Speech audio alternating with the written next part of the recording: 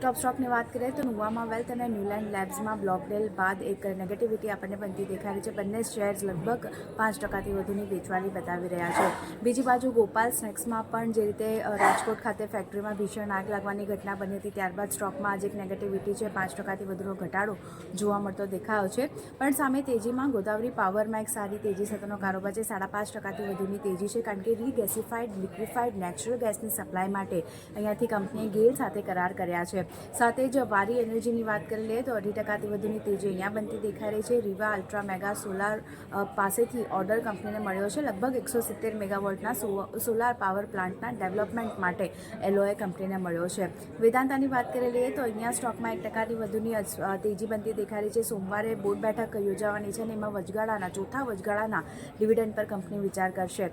Sector specific વાત કરી લઈએ તો આઈટી અને ફાર્મામાં એક સારી તેજી સાથેનો કામકાજ છે, જ્યારે પીએસયુ બેંક અને એફએમસીજી આજે ઘટી રહ્યા છે।